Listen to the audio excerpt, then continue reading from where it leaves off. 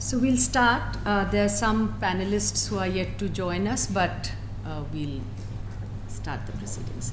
So thank you very much for being with us today, and very warm welcome on behalf of the National Campaign for People's Right to Information, NCPRI, and more than 30 organizations that have come together to demand a rollback of the amendments that have been made to the Right to Information Act through the Data Protection Law. तो ये जो सूचना के अधिकार कानून में संशोधन किया गया है डेटा प्रोटेक्शन कानून के ज़रिए से, उसके खिलाफ एक जॉइंट कैंपेन है, national campaign for people's right to information, और 30 से ज़्यादा संस्थाएं इसमें जुड़ी हैं और पूरे देश में इस कैंपेन को ले जाया जा रहा है। और आज हम लोग ये प्रेस कॉन्फ्रेंस के माध्यम से कुछ बातें शेयर करना चाह रहे थे। सूचना का अधिकार और निजता का अधिकार, दोनों ही अधिकार सुप्रीम कोर्ट ने कहा है कि ये हमारे फंडामेंटल मौलिक अधिकार हैं। और जब डेटा प्रोटेक्शन जैसा कानून आता है तो उम्मीद ये की जाती है कि इन दोनों कानूनों को बैलेंस किया जाएगा, इन दोनों अधिकारों को बैलेंस किया जाएगा और इन दोनों अधिकारों को प्रोटेक्ट किया जाएगा। ये जो कानून लाई है सरकार, digital personal data protection act, DPDP कानून, ये कानून ना तो हमारी निजता को प्रोटेक्ट करता है और ना ही सूचना के अधिकार को, बल्कि सूचना के अधिकार कानून जो कि इतने सालों से, अब 20 साल होने वाले हैं इस कानून को, ये कानून इतना ज़बरदस्त एक टूल बना है लोगों के हाथ में सरकार को जवाबदेह बनाने के लिए। हर साल 60 लाख आरटीआई एप्लीकेशन हमारे देश में डाली जाती हैं। लोग सवाल पूछते हैं, भ्रष्टाचार का उजागर करते हैं, ह्यूमन राइट्स वायलेशंस का उजागर करते हैं। उस कानून में संशोधन किया गया है और एक बहुत ही बुरी तरह से उसे वीकन कर दिया गया है इस कानून को। तो हम ये जो पूरी प्रेस कॉन्फ्रेंस है और ये कैंपेन है, इसके ज़रिए से आवाज़ यही उठा रहे हैं कि सूचना के अधिकार कानून में संशोधन हम नहीं चाहते कि किसी भी प्रकार का हो। और इसमें 2-3 चीज़ें हैं। पहली चीज़ तो मैं ये रखना चाहूँगी कि सूचना के अधिकार कानून में क्या संशोधन हुआ है अभी तक। सूचना के अधिकार कानून जब 2005 में आया, उसमें ऑलरेडी राइट टू इन्फॉर्मेशन और राइट टू प्रिवेसी को बैलेंस किया गया था थ्रू सेक्शन 81J। सूचना के अधिकार कानून में धारा 8 है जिसमें एग्जेम्पशंस हैं।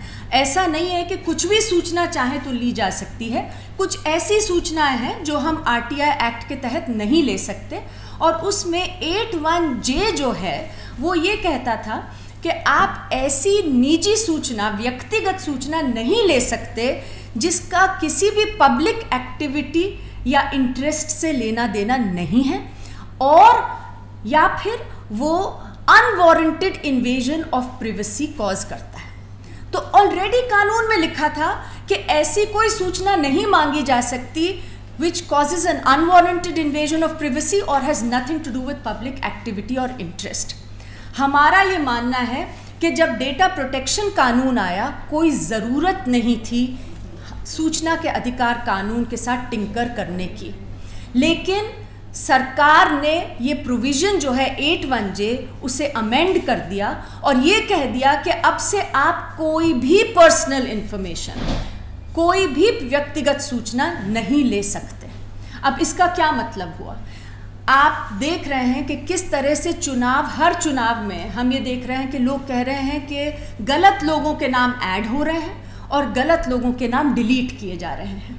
जो लोग वहाँ रहते हैं उनके नाम डिलीट हो रहे हैं, जो नहीं रहते उनके नाम ऐड किए जा रहे हैं।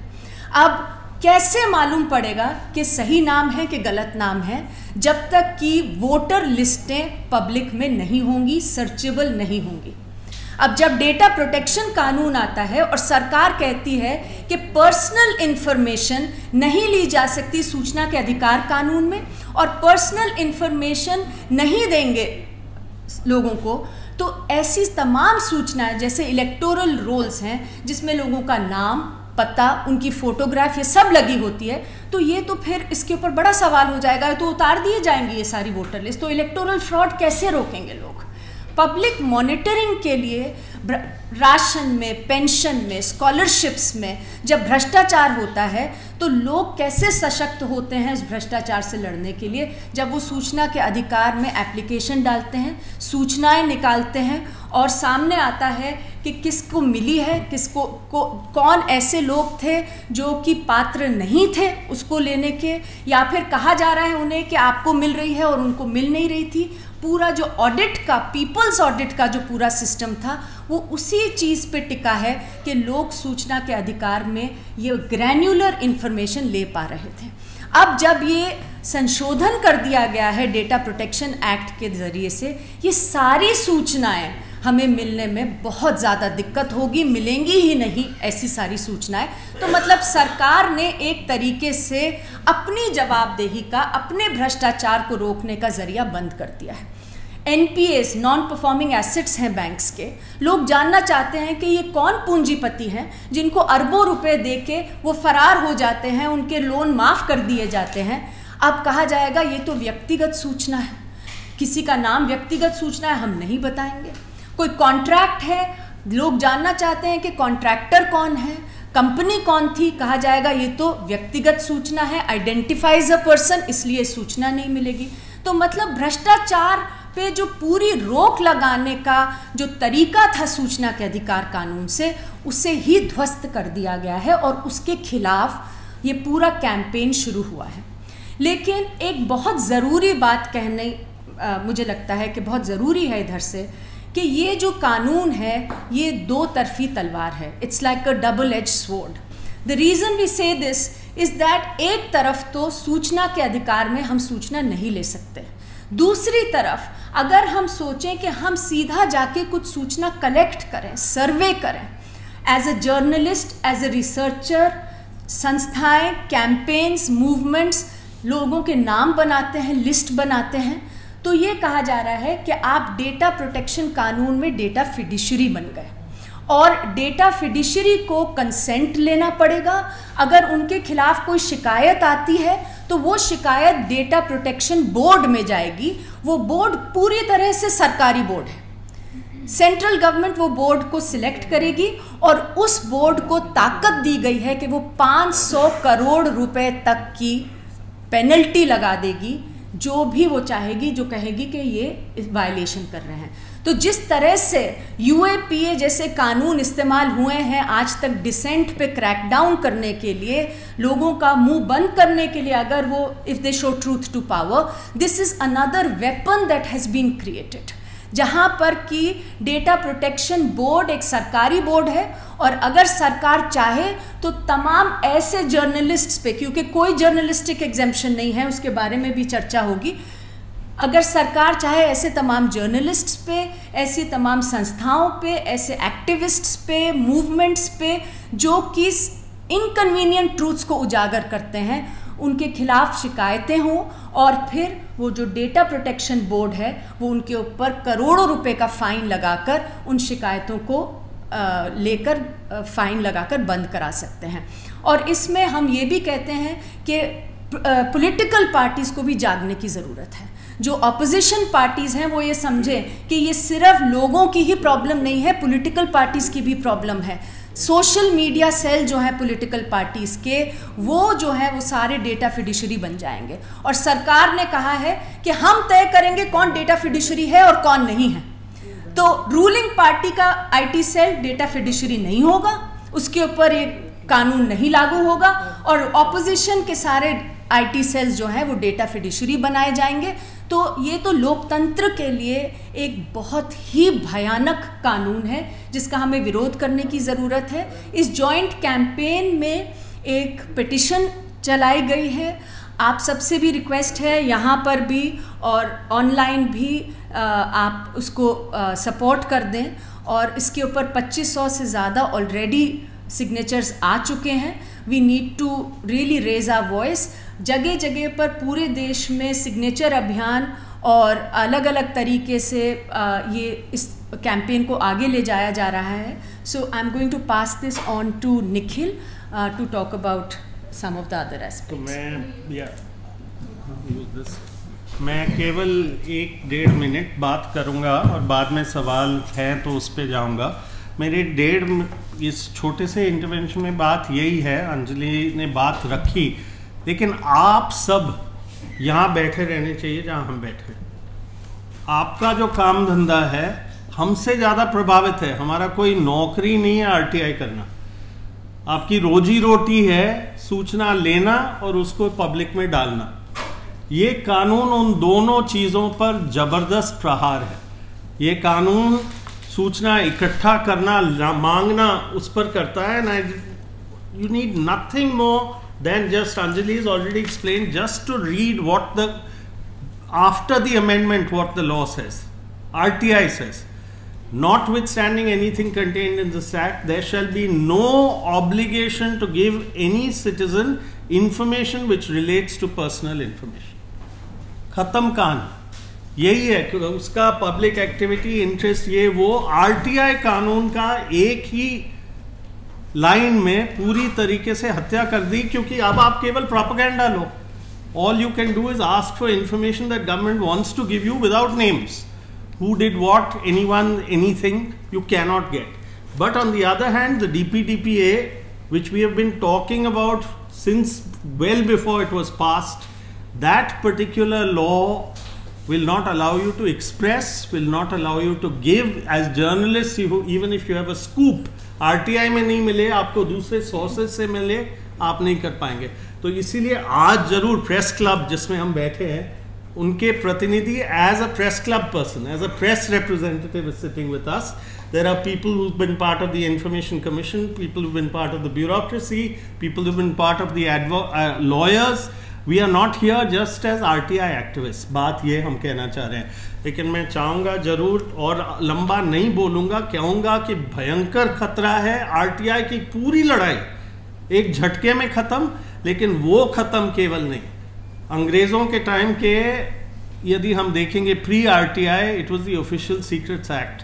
केवल आपने कोई कॉन्फिडेंशियल चीज़ को छाप दिया या टॉप सीक्रेट को छाप दिया तो आपके खिलाफ कार्रवाई हो सकती थी। अब इस कानून में आपने बिना कंसेंट किसी का नाम छाप दिया, और उसको वो क्यों देगा कंसेंट यदि आप उसका कुछ उजागर कर रहे हो, तो वो जा सकता है और आपके ऊपर वो करोड़ों की फाइन वो पर्सनली जा सकता है, कोई सरकार नहीं, nothing less than that. So Apar, I think it would be very good, because this whole thing comes to you not as RTI activists, but why don't you come here, but as a combination. We'll keep pass it. It's much right in the corner. Combination of privacy and RTI activists, क्योंकि इस कानून ने privacy को कोई protection नहीं दिया, data protection को real protection नहीं दिया। So many of you will already know Apar. नहीं sir. You'll introduce yourself. हाँ, thank you so much Nikhil ji. अगर मैं आपसे सबसे क्षमा मांगना चाहता हूँ, मैं अंग्रेज़ी में ज़्यादा स्पष्ट तरीके से बात कर पाऊँगा, और शायद मेरा मैसेज भारत के दूसरे हिस्सों में भी जा पाए जिनमें हिंदी नहीं बोलते। तो सबसे पहले मैं थोड़ा बहुत अपने बारे में बताऊंगा कि मैं कैसे आरटीआई और पीवीसी से आया। 2 मिनट ही लूँगा, ज़्यादा मतलब लंबा समय नहीं लूँगा, और फिर बस घुसना चाहूँगा थोड़ा ये डिजिटल डेटा प्रोटेक्शन एक्ट जो है, जो बहुत एक तकनीकी चीज़ है, वो सब हमें क्यों समझने की ज़रूरत है। और जैसे ही हम सोचते हैं और सुनते हैं कि डिजिटल डेटा प्रोटेक्शन एक्ट, हमें लगता है कि हमारे तो इससे कोई वास्ता नहीं है, पर आप सबका जीवन इससे बहुत जुड़ा हुआ है, तो ये समझना पड़ेगा। और जो आरटीआई पे जो चोट मारी गई है, वो क्यों हम सबको एक साथ आके उस पर थोड़ा सोच विचार करना पड़ेगा और सरकार को बोलना पड़ेगा ये गैर संवैधानिक है। तो my journey into the activism space primarily stems from the right to privacy case, which is the Justice case Puttaswamy case, where I was part of firstly the petition on the fundamental right to privacy alongside a larger team of lawyers, as well as the direct challenge to the constitutionality of the Aadhaar biometric program. I would like to remind everyone that campaigners who are part of the right to information, as well as ensuring that the entitlements reach the Indians who subsist on them, which is a large majority of our population, were part of this petition. And their concern was through the mandatory use of Aadhaar and biometrics, it would result in exclusions. And what was the response of the government? It said that with Aadhaar, you will get everything. Without Aadhaar, we do not even recognize you. And the right to privacy is not a constitutional right. And when the Supreme Court holds that the right to privacy is a fundamental right and links to each article of the Indian Constitution, it says it exists and coexists with the right to information, and there is some tension, but the state has a positive obligation of restraining its own power. Because at the root, we must think about the right to privacy and the right to information as siblings. दो बहनें हैं, उनकी लड़ाई कराई गई है. These are both emerging from the same family, which is part 3 of the Indian Constitution. And what do these both do? It is at the root of a democracy. What is a democracy? Not only giving vote. It is when the government is accountable to us. And when is the government accountable to us? When we can question it and ask it, why did it make a decision? And how do you question it? By filing a RTI. And yet at the same time, the state should have a limit of peeping into your bathroom, into your bedroom, into your laptop and into your smartphone, because that is a ledger of your life. So the right to privacy and the right to information are both siblings, and both of them are being intentionally, I would say, placed in a friction when there is some friction which conceptually exists. And there is an easy way to resolve it. So even before the Digital Data Protection Act was passed through Parliament, this tension was recognized by draft committees which were looking at the right to information, just such as the Justice AP Shah Committee. Or even when there was a 2-day conclave about, or a meeting 2 years ago, 3 years ago, in which there were right to privacy activists, right to information activists, and there was a very wide, rich discussion which led to an understanding that the right to information should not be amended. Why? Because it is advanced legislation which, if you look at section 81J, protects the privacy interest but does it in a balanced manner, saying that if there is a public interest which does result from the disclosure of private information, it should still be disclosed. Now this has been taken away, swept away. Case by case assessments which could be done by information officers, appellate authorities, all taken away, because there is no condition in which this balancing can exist under the new language. It's been changed. And why did I start by saying the Digital Data Protection Act does not protect our privacy is that I've written on this extensively. It's concentrating executive power. There is no regulatory body. It is completely vague. When you say it is simple to understand, it is simple to understand compared to other advanced legislations. मैं मानता हूँ हम सबको समझ नहीं आता जब एक बहुत मोटी बेयर एक्ट की किताब हमारे सामने आती है, पर एक रीजन है कि ये किताब इतनी मोटी है, कॉन्स्टिट्यूशन ऑफ इंडिया, इसमें अलग अलग प्रावधान होते हैं. अब अगर आप बहुत पतली सी सरल किताब बना दे, उसके अंदर ये सब चीजें तो सोची नहीं जाएंगी, तो आपको कौन बताएगा? अपनी मनमानी से सरकार बताएगी जब उसको अपने हित में कुछ करना होगा. So it will not follow a constitutional scheme. And let me give a clear example of this before I end. The clear example of this is the GDPR contains a specific provision, which is the provision to balance how data protection coexists with press reporting. Okay, there is no such provision under the Digital Data Protection Act. There is only a limited exemption for research, but then again it will be decided by the union government and there is no regulatory body. तो मैं यही आप सबको बताऊंगा कि आज हम RTI की बात करते हैं और सिर्फ RTI की बात करते हैं बिकॉज मेरे को लगता है वो सबसे अहम हिस्सा है. सबसे पहला हमको ये समझना पड़ेगा कि डिजिटल डेटा प्रोटेक्शन एक्ट सबसे ज्यादा चोट किसको पहुंचा रहा है. RTI को इसके लिए पहुंचा रहा है कि हम सरकार से कल को ये नहीं पूछ पाए कि आपने, जैसे अंजलि जी बता रही थी कि सिर्फ एक एंटिटी को आप एग्जेम्प्ट कर सकते हैं.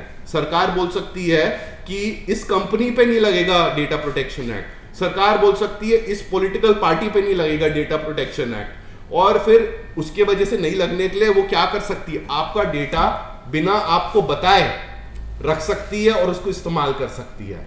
और सरकार को जब आप RTI डालेंगे तो सरकार भी आपको जवाब नहीं देगी, बोलेगी ये पॉलिटिकल पार्टी में किसी का नाम आ रहा है, it's personal information, it's exempt. Okay, so मेरे हिसाब से ये जो act digital data protection act है, आरटीआई को चोट पहुंचाता है, निजता का अधिकार बढ़ाता नहीं है हमारा, इनफैक्ट घटाता है। और हम सबको इसको मतलब ऐसी तरीके से समझाना पड़ेगा जो तकनीकी नहीं हो और जिसमें लोगों की रुचि आए। मैं इस पे ये भी बोलना चाहता हूँ, आज की डेट पे हम सब जानते हैं, हम किसी ना किसी के साथ कोई ना कोई साइबर फ्रॉड हुआ है। कैसे हुआ है? हमारी कुछ ना कुछ डिटेल्स किसी को पता है या किसी ने पूछी है हमसे, बैंक अकाउंट का कुछ डिटेल उन्होंने बोला है वो बैंक से है। नाउ ये सारी जो डिटेल्स होती हैं ये हमारी डेटा प्रोटेक्शन एक्ट से बचाई जा सकती हैं, पर ये एक्ट करता नहीं है। उस पर एक और प्रेस कॉन्फ्रेंस हो सकती है, पर मैं यही बोलना चाहता हूं कि डिजिटल डेटा प्रोटेक्शन एक्ट जो है, जो 81J की काफ़ी मतलब पूरी तरह खराब कर देता है, case by case assessments, president हटा देता है, हमको ये सोचना चाहिए कि हमें बचाता भी नहीं है। Thank you. थैंक यू अपार।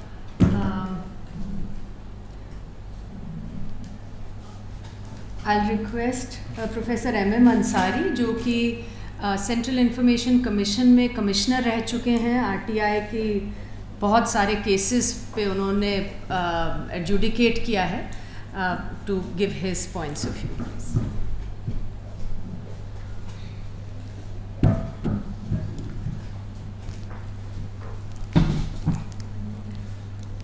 Thank you, Anjali. I am delighted to be part of this campaign.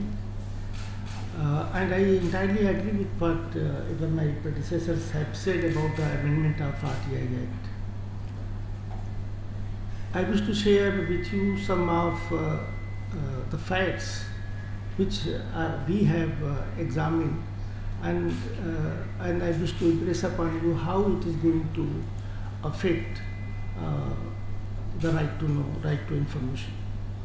First, about 81J. As you know, under section 8(1), there is a blanket ban on disclosure of information, but there is a public interest right with respect to both fiduciary relation, commercial confidence and trade secret, as well as personal information. Let me first take on the personal information. Whenever the issue of personal information we had encountered, we looked at very meticulously about the protection of privacy vis-a-vis the public interest. It was realized that yes, protection of privacy is very important. Individuals have their own right to protect their personal information, but there was also the other part where individuals, being the part of the public servant, they may have misused their position and power for other corrupt practices, and it was there that when it was realized that there is some element of corruption or there is some element of misuse of position, in all those such cases it was disclosed. So what was disclosed in personal information? Everywhere it was protected, but I will tell you some of the areas. Say for example, there were fake entries of beneficiaries of the LPG and many other benefits provided by the government like ration, pension, Manrega, and so on and so forth. It was found that the moment the beneficiaries' names and details were disclosed, it was found out who are the people who are responsible for it, and it helped in containing corruption to that extent. Likewise, it was helping in corrupt practices like issuance of caste certificate, for example. I know a number of people, maybe thousands, they have lost their job because they had got the caste certificate fraudulently, and then it was when it was exposed, of course they had to be sacked.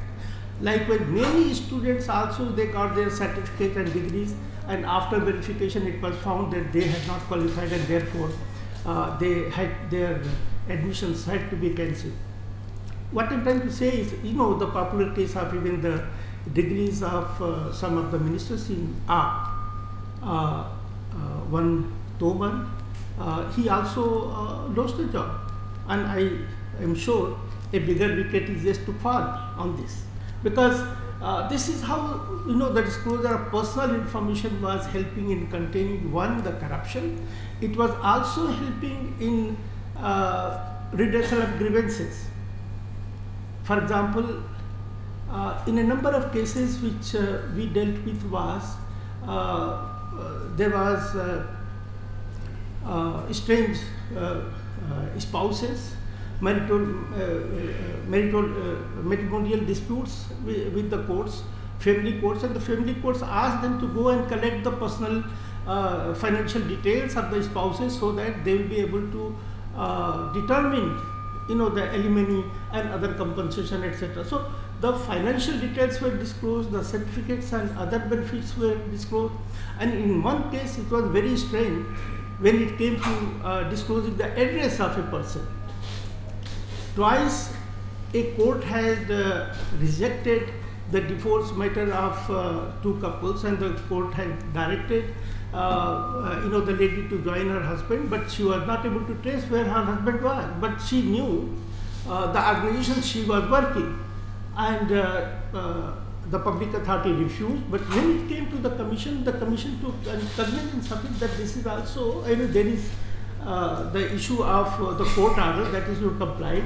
This was also the issue of human rights, and therefore the public authority was asked to disclose the details of the posting and address of the person, and he was able to join. So what I'm trying to say is the use of 81J very meticulously, while it protected the information properly, but at the same time it helped in containing both corruption as also it helped in redressal of grievances. There are numerous cases. For the paucity of time, I would not like to go into the details. But now I want to mention to you, the another things, the process that has been initiated in the last few years. And that is, as you may be knowing, it was in 2008, some of the European agencies, I forget the name, they had rated and evaluated the RTI Act of India, and they found that it was the second best in the world. Second best in the world. Probably the first was Sweden or Norway. And what were the grounds for making India's act best? Because of its scope and coverage and the manner in which it was to be enforced. That made it the first. But now again, if the same agency comes to evaluate it, I don't think it is going to be listed anywhere in the top 10 or 20 or 50. The reason is there is a deliberate attempt to dilute and weaken the process. And I take the following examples. As you know, earlier the CBI was under the ambit of the RTI Act. And during my tenure, all along, I dealt with all the RTI cases relating to the CBI. In all the investigative measures, there is a total protection that the information should not be disclosed. But when the process of inquiry investigation is complete and over, and the closure report is filed, it can be now disclosed. What I discovered was, Aruna ji and Prashant ji, I would like to have your attention on this. When I looked into all those CBI cases, it was two things were very startling, जो मैंने notice किया. पहली बात तो ये कि बहुत सारे इन्वेस्टिगेटिंग ऑफिसर्स जो इन्वेस्टिगेट कर रहे थे, at certain stage they connived with the alleged culprits. CBI ने खुद उनके नाम और डिटेल्स दिए और उनके बारे में बताया कि ऐसे ऐसे हो गया. तो पहली बात तो ये, that they compromise the integrity. दूसरी चीज़ जो नज़र आई उसमें ये कि after the filing of the closure report it was all over and then the commission order for disclosure of the report. जब लोगों को डिस्क्लोजर हुआ तो देन वो जहाँ जिनको था, जिसकी ग्रीवेंसेस थी, वो कोर्ट्स में गए और कोर्ट्स ने वहाँ पे लताड़ लगाई कि ये कहा कि भाई ये तो it was not fairly done, it was not objectively done, the data is missing, information is missing, it was not completely done. लेकिन ये हुआ अल्लाह हो करके वो मीडिया में आ गया, सब कुछ हो गया, वहीं तक ये बात फिनिश हो जाती थी. So the CBI was taken out of the purview and that affected it, and therefrom I conclude that the corruption remains unabated. Only 2-3 days ago, some member of parliament he asked about the details of the ED related cases, year-wise, political party-wise, and all that. And it was noticed that of all the cases which they have investigated, they had taken only 1% they found for prosecution. What happened then? We made so much of halla gulla about all that this is corrupt, but how it was compromised about all this. So you don't have the proof. So what I see is the objective of the RTI Act since beginning, Arunaji knows better than what I do, was to ensure that the corruption is contained. Because if you want to have a vibrant democracy, it is important that the corruption should be minimum, accountability should be more, and the misuse of funds should be restricted.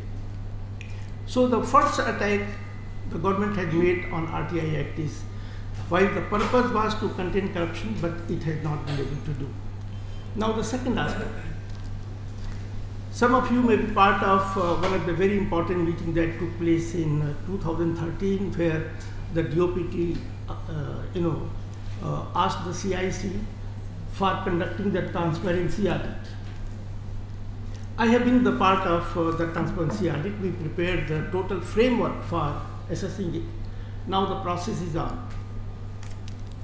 Now, since the commission also has been downgraded in terms of its status, you know, I don't want to go into detail. The commission has not been able to fairly conduct the transparency audit to show that all the mandatory information is put in public domain.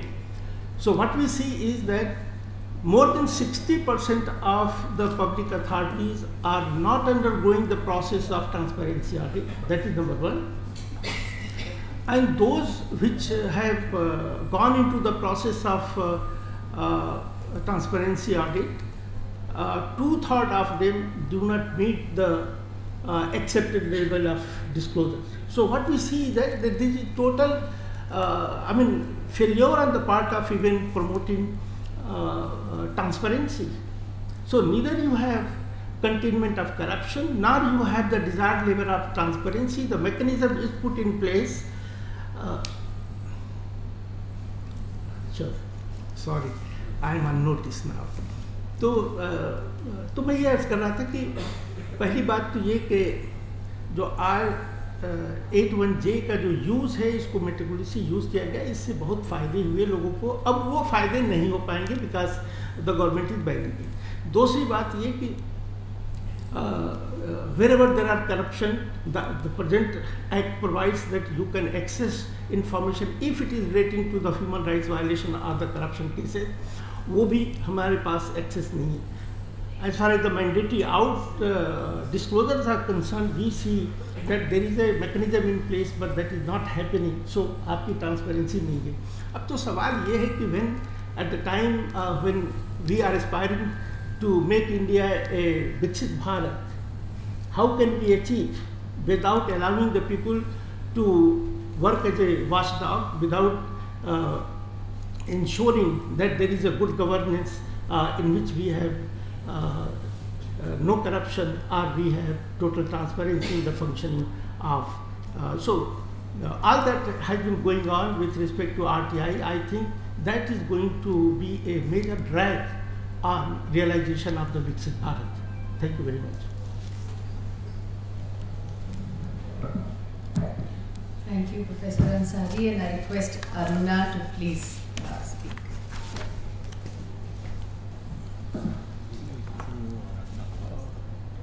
सब लोगों ने बहुत अच्छी बात बताई है, बारीकी की बात बताई है, प्रक्रिया की भी बात बताई है, but I'm going to talk about how the right to information regimen and the regime and its program and its policy and its implementation has really impacted democracy and democratic rights and given us basic fundamental constitutional rights.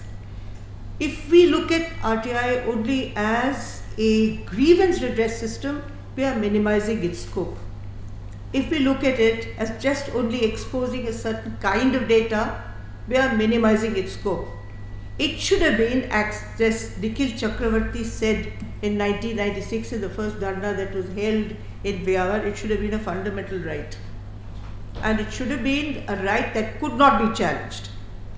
Because every single aspect of misgovernance, corruption, misuse of power, the kind of non-representation we face in the allocation of budgets, in the misuse of data surveillance, you touch it and we need transparency. I think in the last 10 years, 15 years maybe, or maybe since its inception, there have been systematic attacks on the right to information by the system. सबसे पहले जो 2006 में they tried to amend the act. तो फिर 2005 में act किया था, 2006 में they tried to amend the act. जब स्ट्रेट फॉरवर्ड अमेंडमेंट की कोशिश हुई तो बहुत प्रतिक्रियाएं हुई.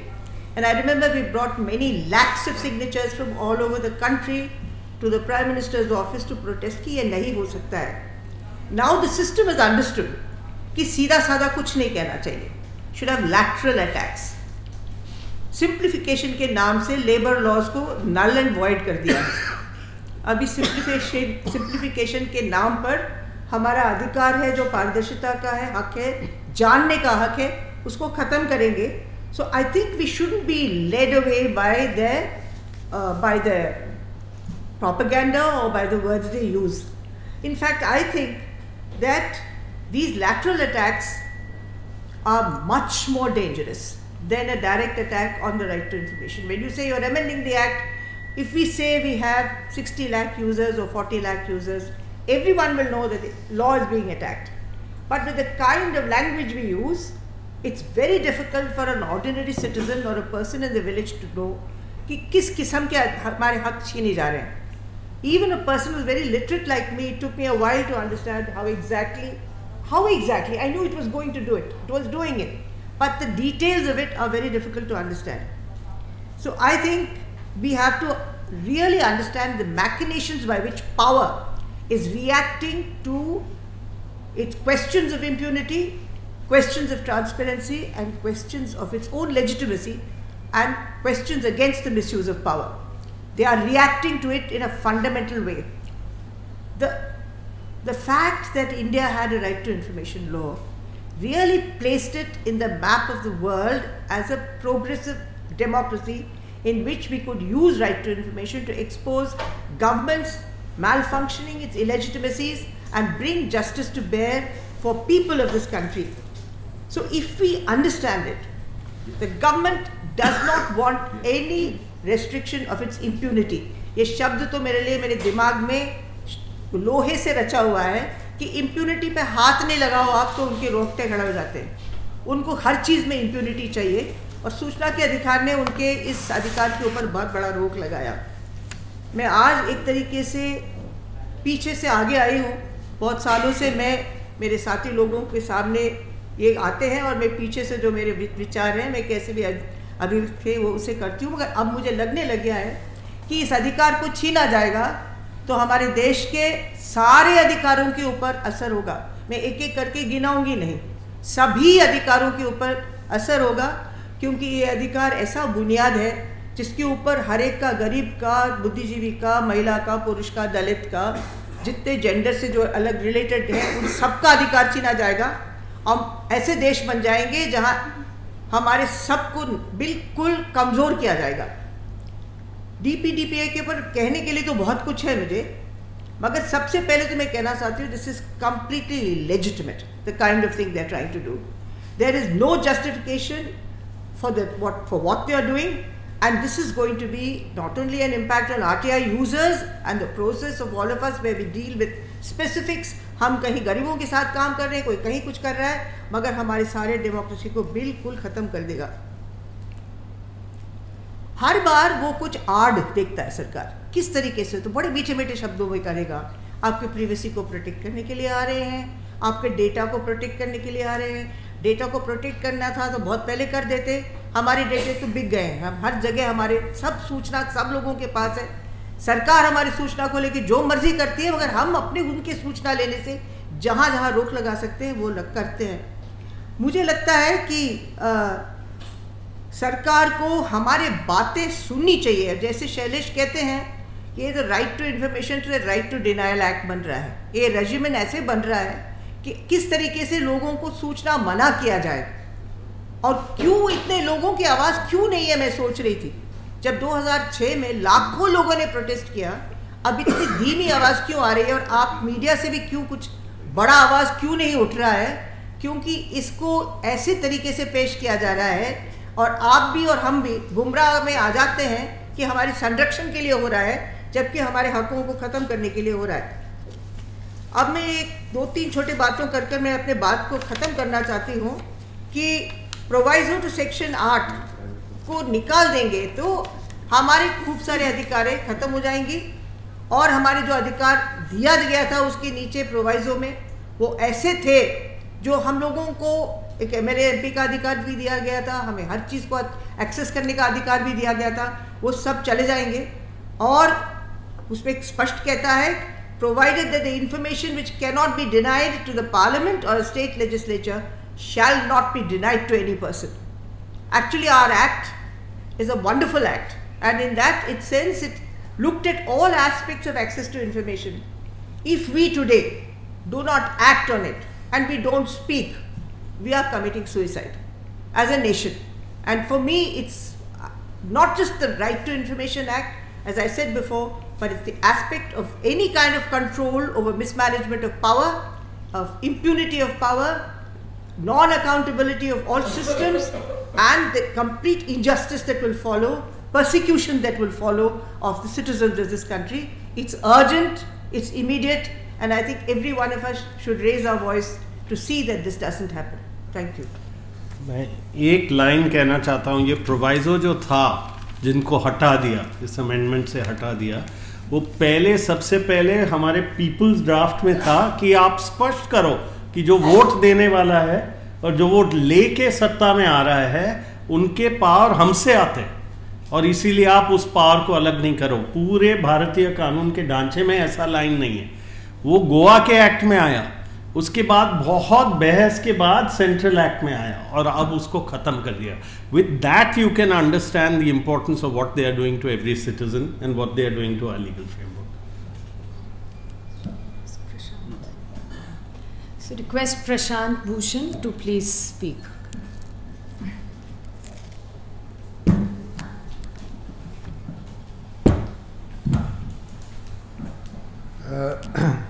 ये बहुत ही अहम मुद्दा है जो इस प्रेस कॉन्फ्रेंस में उठाया जा रहा है। पहली बात तो राइट टू इंफॉर्मेशन एक्ट आया क्योंकि सरकार को सुप्रीम कोर्ट ने कई बार बोला और सरकार ने ये रियलाइज़ किया कि ये तो हमारे लोकतंत्र में निहित है कि जनता ही असली रूलर है और बाकी पब्लिक सर्वेंट्स उसके लिए काम कर रहे हैं, जनता के लिए। तो सुप्रीम कोर्ट ने कई जजमेंट्स में ये बोला कि जनता अगर रूलर है और पब्लिक सर्वेंट्स उसके सर्वेंट्स हैं, मतलब उनके लिए काम कर रहे हैं, तो जनता को तो ये पूरा हक होना चाहिए कि उसके पब्लिक सर्वेंट्स क्या काम कर रहे हैं, कैसे काम कर रहे हैं, उसकी पूरी जानकारी होने का। और इसी आधार पर ये जो राइट टू इन्फॉर्मेशन एक्ट बनाया गया, ये इसलिए बनाया गया कि एक मशीनरी हो जिसके तहत ये जो हक है जो हमारे लोकतंत्र में निहित है कि जनता को ये जानने का फंडामेंटल राइट है कि पब्लिक सर्वेंट्स क्या कर रहे हैं, वहाँ से निकलता है। अब इस एक्ट में जितने भी एग्जेम्पशंस थे किसी भी रीजनेबल लेजिटिमेट पर्पस के लिए, वो सारे exemptions 81A to J, 81A to J सारे एग्जेम्पशंस लिख लिए गए कि भाई commercial secret, sovereignty and integrity, case pending वगैरह वगैरह सारे पर्सनल इन्फॉर्मेशन। लेकिन पर्सनल इन्फॉर्मेशन में ये लिखा, पर्सनल इन्फॉर्मेशन का एक एग्जेम्पशन था, लेकिन उस एग्जेम्पशन में साफ साफ लिखा था information which relates to personal information. अब आगे, the disclosure of which has no relationship to any public activity और interest or which would cause unwarranted invasion of the privacy of the individual unless the public information officer or the appellate authority, as that case may be, is satisfied that the larger public interest justifies the disclosure of that information। यानी 3 qualifications थे कि सिर्फ वही personal information exempt होगी जिसका public activity या public interest से कोई लेना देना नहीं है, या फिर वो जो अनवारंटेड इन्वेजन ऑफ प्रिवेसी करता है। अनवारंटेड बहुत की वर्ड है, और उसमें भी पब्लिक इंफॉर्मेशन ऑफिसर को ये देखना होगा कि इसमें लार्जर पब्लिक इंटरेस्ट इस इंफॉर्मेशन का डिस्क्लोजर डिक्टेट करता है कि नहीं करता। अब इन्होंने ये सब हटा दिया और सिर्फ एग्जेम्पशन में ये लिख दिया information which relates to personal information. और पर्सनल इंफॉर्मेशन कुछ भी हो सकती है, यानी कि आज अगर हम ये मांगना चाहें, देखिए सुप्रीम कोर्ट में एक केस चला रिजर्व बैंक वाला कि रिजर्व बैंक जो बैंक्स की ऑडिट करती है वो audit reports right to information act के तहत मिलनी चाहिए जनता को या नहीं मिलनी चाहिए। ये जो विलफुल डिफ़ॉल्टर्स हैं जिन्होंने बैंक से पैसा ले लिया, आज तो हम देख रहे हैं कि बहुत सारे ऐसे लोग हैं कॉरपोरेट्स जिन्होंने करोड़ों, कईयों ने लाखों करोड़ ले लिया बैंकों से और लेके भाग गए। उनकी एक सूची और विलफुल डिफ़ॉल्टर्स की सूची रिजर्व बैंक बनाता है, लेकिन तो उस केस में जो रिजर्व बैंक का केस था, जयंती लाल मिस्त्री उसका नाम है, उसमें सुप्रीम कोर्ट ने बोला कि ये सारी information right to information act में देनी पड़ेगी कि रिजर्व बैंक ने क्या ऑडिट करे, उस ऑडिट की रिपोर्ट क्या हुई बैंक्स के बारे में, उसके बाद कौन विलफुल डिफ़ॉल्टर्स हैं, कौन डिफ़ॉल्टर्स हैं, ये सारी इंफॉर्मेशन देनी पड़ेगी। लेकिन अब इस अमेंडमेंट के बाद ये कोई इंफॉर्मेशन नहीं दी जाएगी। इसी तरह से कौन कौन पब्लिक सर्वेंट्स हैं जिनके खिलाफ सीबीआई केसेस चल रहे हैं, जिनके खिलाफ डिसिप्लिनरी प्रोसीडिंग्स चल रही हैं, उस डिसिप्लिनरी प्रोसीडिंग्स में क्या हुआ, ये सब तो जनता को जानने का अधिकार है, क्योंकि वो मालिक है, उसको तय करना है कि भाई उसके पब्लिक सर्वेंट्स सरकार कैसे काम कर रही है। यानी कि जो लोग बेईमानी कर रहे हैं उनके खिलाफ कोई एक्शन हो रहा है कि नहीं हो रहा, क्या एक्शन हो रहा है, ये तो सब जनता को जानने का अधिकार है। लेकिन अब इस अमेंडमेंट के बाद वो इन्फॉर्मेशन भी नहीं मिलेगी। तो बहुत सारी ऐसी इन्फॉर्मेशन है जो एक तरह से किसी पब्लिक सर्वेंट के या नॉन पब्लिक सर्वेंट की भी इन्फॉर्मेशन सरकार के पास होती है, लेकिन जिसका सीधा सीधा जुड़ाव पब्लिक एक्टिविटी और पब्लिक इंटरेस्ट से है, और जो कोई अनवारंटेड, अब कोई ये कह सकता है कि भाई हमने 1000 करोड़ या 10,000 करोड़ बैंक से ले लिए, गबन कर दिए, और हमारी इंफॉर्मेशन है ये, तो ये ना दी जाए जनता को। अरे भाई, आपका प्रोटेक्शन तो सिर्फ है अनवारंटेड इन्वेजन ऑफ प्रिवेसी या personal information which had no relationship to public activity और इंटरेस्ट। और ये इसलिए इसको रिस्ट्रिक्ट किया गया था कि हाँ ठीक है, पर्सनल इंफॉर्मेशन जो प्योरली पर्सनल है उसको तो रिस्ट्रिक्ट कर सकते हैं, लेकिन अगर उसका कोई कनेक्शन पब्लिक एक्टिविटी और इंटरेस्ट से है तो उसको नहीं रिस्ट्रिक्ट कर सकते, वो देनी पड़ेगी। लेकिन इन्होंने ये सब हटा दिया क्योंकि ये लोग सब बेईमानी, देखिए इसका एक और एक ही मकसद है, ये अमेंडमेंट करने का सिर्फ सरकार का एक मकसद है कि जो बेईमान सरकार के साथ जुड़े हुए हैं, जैसे इलेक्टोरल बॉन्ड है, अब इलेक्टोरल बॉन्ड का पैसा किसने दिया, किसको मिला, कायदे से राइट टू इंफॉर्मेशन एक्ट में अवेलेबल होनी चाहिए, क्योंकि इसका सीधा जुड़ाव पब्लिक एक्टिविटी और पब्लिक इंटरेस्ट है। सुप्रीम कोर्ट ने फॉर्चुनेटली उस केस में ऑर्डर कर दिया कि भाई तुम दो, लेकिन अगर सुप्रीम कोर्ट नहीं ऑर्डर करता और ये अमेंडमेंट आ गया होता तो ये बोलते कि ये तो पर्सनल इंफॉर्मेशन है, हम तो नहीं देंगे। तो बहुत सारी ये लोग सिर्फ ये चाहते हैं कि जो इनके साथ मिलके बेईमानी कर रहे हैं, भ्रष्टाचार में लगे हुए हैं, देश का पैसा गबन कर रहे हैं, उनके बारे में जनता को कुछ ना पता लगे, इसलिए ये अमेंडमेंट लाया गया है। लेकिन जो डेटा प्रोटेक्शन एक्ट जिस तरह से ड्राफ्ट किया गया है, ये तो और भी खतरनाक है। देखिए, ये तो समझ में आता था, सरकार ने शुरू में ये बोला कि इसका मकसद ये है कि ये जो बड़ी बड़ी कंपनियां जो हैं, जो आपका पर्सनल डेटा आपके फ़ोन से लेके प्रोसेस करती हैं और उसका इस्तेमाल करती हैं, उनको रोका जाए आपके कंसेंट के बगैर अगर करती हैं।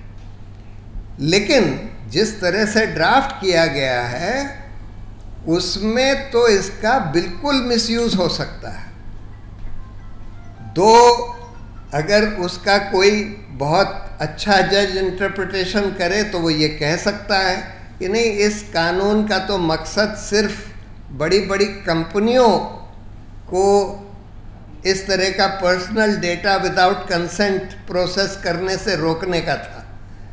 लेकिन जिस तरह की वर्डिंग है उसमें तो ये हो गया है कि कोई जर्नलिस्ट कोई भ्रष्टाचार पकड़ता है और उस भ्रष्टाचार को उजागर करता है। ऑब्वियसली अगर भ्रष्टाचार उजागर करेगा तो किसी का तो नाम उसमें निकलेगा।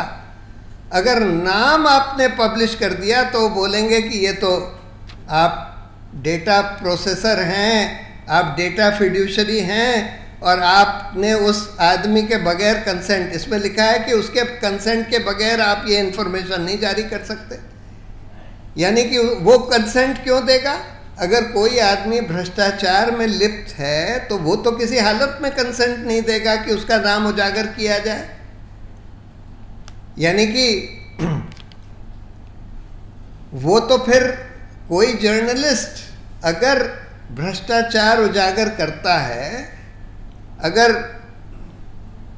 ये इसमें मान लीजिए राशन कार्ड में बहुत सारे फर्जी राशन कार्ड दिए गए हैं, मान लीजिए जैसे अब इलेक्शन रोल में निकल रहा है, एक ही एड्रेस से 100 लोगों के नाम, 3000 लोगों के नाम, आप अगर उसको उजागर करेंगे कि देखिए ये 3000 लोगों के नाम एक ही एड्रेस पर रजिस्टर्ड हैं, ऑब्वियस है कि ये फर्जी वोटर्स हैं, तो उसमें भी आपको कहा जा सकता है कि भाई तुमने इन लोगों की कंसेंट तो नहीं ली, तुमने इनका नाम कैसे उजागर कर दिया, और आपके खिलाफ करोड़ों की पेनल्टी लगाई जा सकती है।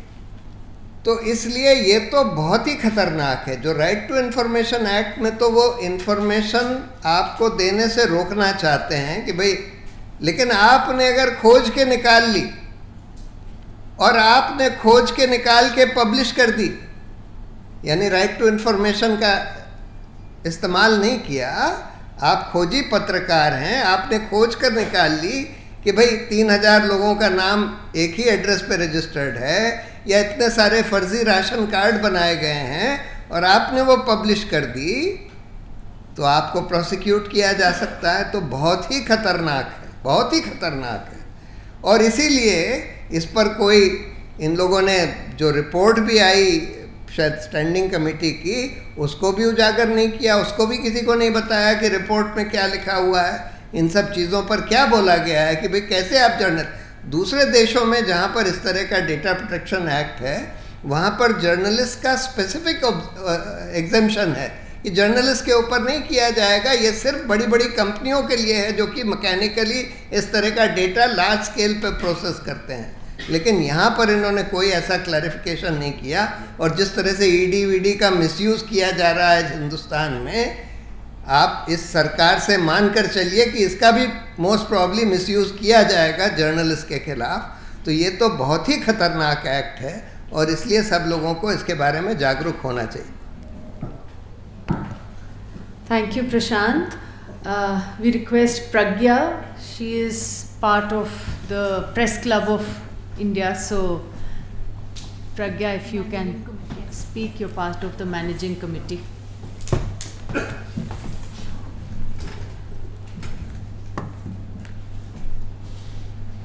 Welcome friends to the Press Club of India. We've often raised issues related to media freedom. ये एक बहुत अहम मुद्दा है पत्रकारों के लिए। अक्सर हम लोग सोचते हैं कि भाई हम पत्रकार हैं, हमको किसी ने कुछ कह दिया, हमने उसे छाप दिया।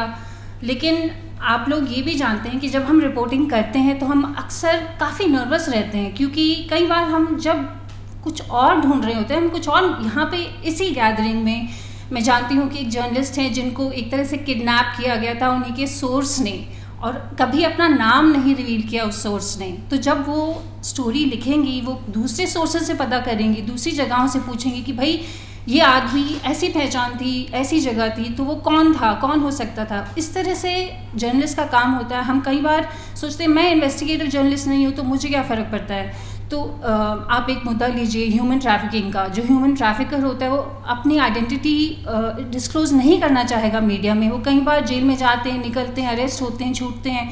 तो उनकी एक मोडस ऑपरेंडी होती है कि जब एक पत्रकार ज़्यादा ढूंढने लगता है, उनके करीब आने लगता है, तो फिर वो उस जर्नलिस्ट का नंबर खुद लेके फ़ोन करते हैं और कहते हैं कि भाई आप क्या जानना चाह रहे हैं, हम तो यहाँ लोगों को जॉब्स दिलाते हैं, आप क्यों इतना परेशान हो रही हैं, आप आइए हमसे मिलिए। तो ये ताकत होती है पत्रकारिता की जो आपसे छिन जाएगी, क्योंकि अब आपको डायरेक्टली इस कानून में नहीं डाला गया है, लेकिन आपको इनडायरेक्टली आपके प्रोसेस को कंट्रोल किया जा रहा है।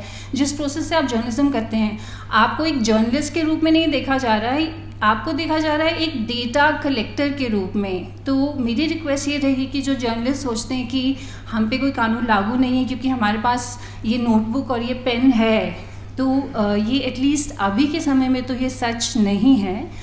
आप भी इस कानून के नज़र से अपने आप को देखिए।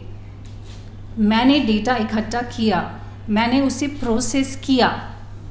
प्रोसेस यानी कि आपने उसको इकट्ठा करके अपने लैपटॉप पे, अपने मोबाइल फ़ोन पे डाला और फिर आपने सेलेक्ट किया कौन सा कोड आप यूज़ करेंगे, नहीं करेंगे, कौन सी फ़ोटो डालेंगी, कौन सी लोकेशन को आप चूज़ करेंगी अपनी फील्ड रिपोर्ट से, एट्सेट्रा एट्सेट्रा। तो आप डेफिनेटली इस लॉ के अंदर आएंगी, लेकिन बिना ताकत के। सारी ताकत सरकार के पास होगी जो आपके ही डेटा को नहीं, आपके सोर्सेज के डेटा को भी देख सकती है through the data processors, and आपकी सोर्स कॉन्फिडेंशियलिटी एक दिन में चली जाएगी। दूसरा ये कि जैसे वो ह्यूमन ट्रैफिकिंग वाला मैंने एग्जांपल बताया, अभी तक वो घबराएंगी जर्नलिस्ट से, लेकिन जल्दी आप घबराएंगे कि वो कहेंगे आप सपोज वो आपसे बात ना करें, लेकिन आप लिख दें, पुलिस रिकॉर्ड के आधार पे लिख दें, लेकिन उनको एक औजार मिल गया है। वो कभी भी आके कह सकती देखिए मेरी प्राइवेसी का उल्लंघन हुआ है, और आप ये भी नहीं कह पाएंगे कि मैंने कोशिश करी थी कांटेक्ट करने की, जो अक्सर हमारे लिए एक बहुत बड़ा प्रोटेक्शन रहता है कि हमने कांटेक्ट करने की कोशिश करी। तो जो जर्नलिस्ट सोचते हैं कि हमें कुछ फ़र्क नहीं पड़ता है, तो क्योंकि ये डिजिटल दुनिया की बात है, तो मैंने एक लिस्ट बनाई है छोटी सी ऑनलाइन में जो आपको फेस करना पड़ता है। Threats, intimidation, cyber stalking, doxing, impersonation. दूसरा जो आपको रियल वर्ल्ड में फेस करना पड़ता है, criminal defamation, disobeying public servant. Covid के समय आई एम श्योर आप लोगों ने ये ज़रूर एक्सपीरियंस किया होगा। Hindering a government servant in his duties, of course sedition, creating religious sentiments, sparking religious sentiments। मतलब इस लिस्ट का कोई एंड नहीं है। जो लॉ फेयर आपके खिलाफ हो सकता है, कुछ लोग ऐसे भी सोचते हैं, कई बार पत्रकारों में सोचते हैं कि भाई जर्नलिज्म अनरेगुलेटेड है, इस पर कुछ रेगुलेशन होना चाहिए, शायद क्योंकि जर्नलिज्म बेलगाम हो गई है इसलिए उस पर कुछ लगाम खींचना चाहिए। तो आप लोग शायद प्रेस काउंसिल ऑफ इंडिया का गाइडलाइंस पढ़ लें, उसमें काफ़ी आपके लिए बेहतरीन एडवाइस दी गई है, इंक्लूडिंग आप कुछ नहीं कर सकते हैं जिससे कि देश बॉल्कनाइज हो। आप these are the actual words used in the law, you can not do anything which would support balkanization of this country, and I hope that we don't do that. You have to be accurate, you have to be fair, you have to serve the public with reliable information, and you cannot violate people's privacy. This is a rule which we have to follow. It is not an unwritten rule. It is a rule which is very much a part of the Press Council's guidelines. It's also true that, you know, while we all talk about corruption cases, but there are also cases where we are quite nervous when we report, because sometimes we bump into controversial subjects, topics and people, and we worry till the date of publication कि कहीं वो मुझे phone करके ये ना बोले कि मेरा ये कोट बदल दो, मेरा ये स्टेटमेंट बदल दो, ये ऑफ द रिकॉर्ड कर दो, etcetera etcetera etcetera. So now they don't need to call you, they need to call a government body which has been staffed by government people, which will decide whether you are violated their privacy or not. And I am sure that by these laws you have. So it's good to look at your profession, the work you do from the perspective of this law and the rules that come with it. I think it will be very useful. Thank you Pragya. Pragya ने जो बात कही, just to read out section 36, छोटा सा section है. It says the central government may require any data fiduciary to furnish such information as it may call for, and that's the section. So it's आपके sources हैं, आप उनको confidential रखना चाहते हैं, the government has in this ensured that वो मांग सकते हैं, उनका अधिकार है. आई am going to request mister Kamal Jaswal now, जो कि कॉन्स्टिट्यूशनल कॉन्डक्ट ग्रुप से हैं, और कॉन्स्टिट्यूशनल कॉन्डक्ट ग्रुप ने एक स्टेटमेंट भी जारी किया था इस पूरे मुद्दे पे. तो we request you to speak Kamal ji. Thank you, Anjali. I think this statement has already been circulated, so I'll not dwell at length on it, but then there are certain passages which I think it would be worthwhile to refresh your memory about. तो मैंने इसका हिंदी तर्जुमा भी किया है, तो English का तो स्टेटमेंट आपके हाथ में है.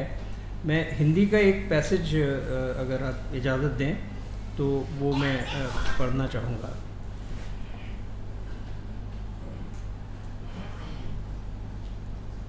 हम ये just a word about this constitutional conduct group. It's a group of about 180 odd former public servants who have 180 odd public servants have former public servants have come together to keep an eye on the respect of constitutional norms and conduct, and to raise their voices in the event there is a violation of those norms of conduct, and that is happening much too frequently. So that's why we issue public statements, we address open letters to the Prime Minister and other public authorities, and hold conclaves and discussions on issues of having serious bearing on constitutional norms and practice. तो इसका एक ये passage है कि जिसमें हम clarify करते हैं कि हम डिजिटल डेटा की सुरक्षा की आवश्यकता से भली भांति अवगत हैं, किंतु हमारी दृष्टि में आरटीआई अधिनियम और व्यक्तिगत डेटा की सुरक्षा के लिए प्रतिबद्धता के बीच कोई विरोध नहीं है. ये ध्यान रखना आवश्यक है कि वर्तमान सूचना का अधिकार अधिनियम पहले से ही व्यक्तिगत डेटा की पर्याप्त सुरक्षा करता है. सूचना की ऐसी 10 श्रेणियां हैं जिन्हें एक नागरिक को देने से मना किया जा सकता है. इनके अतिरिक्त किसी और प्रतिबंध लगाने का कोई औचित्य नहीं है. So we have had a look at the statement of objects and reasons for this DPDP Act. There is no mention in that why it was necessary to denature the Right to Information Act. There is no indication, no hint. So you wonder why this had become necessary. What kind of information, personal information, is sought to be protected? अभी mister Ansari ने एक उल्लेख किया कि आप सरकार के यहाँ दिल्ली में एक मंत्री को अपना पद छोड़ना पड़ा क्योंकि उन्होंने अपनी जो शैक्षिक योग्यता बताई थी वो गलत थी, वो उसका प्रमाण नहीं दे सके. तो you wonder whether this blow at the root of the RTI has been delivered because certain degrees are to be kept away from public knowledge. You wonder क्या कारण है इसका, कुछ समझ में नहीं आया. तो RTI अधिनियम ने आम नागरिक को सरकार और उसकी एजेंसियों के विभिन्न स्तरों पर भ्रष्टाचार और दुराचार के खिलाफ कार्रवाई करने में सक्षम बनाने में महत्वपूर्ण योगदान किया है. इसने नागरिकों को सशक्त बनाया है, सहभागी लोकतंत्र को मजबूत किया है और शासन को बेहतर बनाने में मदद की है. यह स्पष्ट है कि जन सामान्य को सरकारी योजनाओं और कार्यक्रमों की सामूहिक निगरानी करने और उनके अंतर्गत अपने अधिकार हासिल करने के लिए ये आवश्यक है कि वे समस्त संगत सूचना, जिसमें व्यक्तिगत सूचना शामिल है, प्राप्त कर सकें. अब ये नाउ दिस इज़ इम्पॉर्टेंट कि शासन में प्राथमिक हित धारक की हैसियत से as the primary stakeholder in this process of governance हर नागरिक गुमनामी के उस पर्दे को भेदने का हकदार है. This veil of anonymity has to be pierced. जो अकर्मण्य और अथवा भ्रष्ट लोक सेवकों और अपराध में उनके सहयोगी व्यक्तियों की ढाल बनकर बचाव करता है. It's a shield. Anonymity offers a shield and that needs to be pierced. जवाबदेही सुनिश्चित करने के व्यापक सार्वजनिक हित को ऐसे लोगों की व्यक्तिगत जानकारी के प्रकटीकरण की किसी भी आशंका से अधिक महत्व दिया जाना चाहिए. प्रश्नगत संशोधन ऐसे खुलासों पर रोक लगाकर RTI अधिनियम को वस्तुतः अप्रभावी बना देंगे. तो there is a very famous statement of जज of a well-known judge of the Supreme Court of the US, Louis Brandeis. He had said that sunlight is the best disinfectant. तो सनलाइट का मतलब कि आप जनता के संज्ञान में तथ्यों को लाएं. वो उसका वही सूर्य का आलोक है जिसमें कि आपके जो शासन तंत्र में जो ये तरह तरह के जहरीले कीटाणु हैं, corruption, arbitrariness, all kinds of malpractices, तो ये सब जिससे कि उनका ख़ात्मा हो सके. लेकिन लगता है कि सरकार की इच्छा ये है कि ये सब कीटाणु ये मल्टीप्लाई करें और they should be festering source in the body politic, ultimately leading to gangrene and amputation. This is what is happening. So there is a determined effort, a concerted effort to destroy and denature the right to information, and all kinds of weapons have been used in this campaign. The power of appointment. There are so many vacancies in the Central Information Commission and State Information Commission. The budgetary powers, they are being denied their wherewithals to function. There is an attempt, there has been lowering of the status of the Election Commission, the Information Commissions, and now this ultimate blow. So we have to mobilize public opinion. Everyone has to rise against this move and force the government to roll back this amendment to the RTI Act through the DPDP Act and protect our precious rights which have been won after a long struggle. These rights were always there. They have just been realized, 10 years ago through the RTI, and they need to be protected. Thank you. Thank you very much. So सभी ने मेरे ख्याल से यहाँ पर जो बात रखी है वो यही दिखा रही है कि किस तरह से ये जो कानून आया है, डेटा प्रोटेक्शन कानून, ये पूरी तरह से लोकतंत्र को के जो बुनियाद है उसी पर प्रहार कर रहा है, अलग अलग तरीके से। और इस नाम से आया है कि डेटा को प्रोटेक्ट करना है, पर सरकार ने इसमें अपने लिए और अपने दोस्तों के लिए पूरे बचाव का तरीका रख दिया है। सेंट्रल गवर्नमेंट तय करेगी किस पर ये कानून लागू होगा और किस पर ये कानून नहीं लागू होगा। तो अगर ऐसे मीडिया हाउसेस होंगे जो सेंट्रल गवर्नमेंट के मतलब की बात करेंगे, उन पर लागू नहीं होगा। जो ऐसे लोग होंगे जो सच को उजागर करेंगे, उन पर लागू होगा। ऐसे कैंपेन, मूवमेंट, एक्टिविस्ट, लॉयर्स जो कि सूचना मांगेंगे उन्हें मिलेगी नहीं। सरकार सारी सूचना इकट्ठी करेगी और सरकार जो है वो ये तय कर रही है कि अगर आप कोई सूचना इकट्ठी भी करते हैं, वो भी आपके अगेंस्ट एक हथियार के रूप में इस कानून को इस्तेमाल किया जा सकता है। तो we'll open the floor for any questions that you might have. अगर कोई भी सवाल है तो आप प्लीज़ रखें और हम जवाब देने की कोशिश करें। मैं एक चीज़ ज़रूर कहना चाहूँगा इसमें सवालों से पहले कि ये कैंपेन लॉन्च करना है जिसमें जर्नलिस्ट